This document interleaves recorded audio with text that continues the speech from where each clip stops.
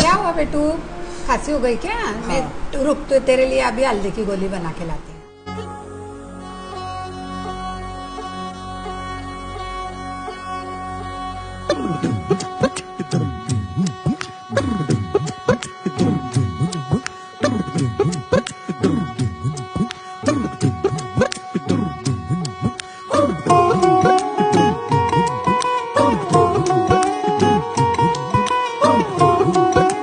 ये ले हल्दी की गोलियां हैं। जब भी गले में खराश हो, जलन हो, खांसी हो, तो ये गोली ले, हर 1 घंटे बाद ये गोली लेते रहना।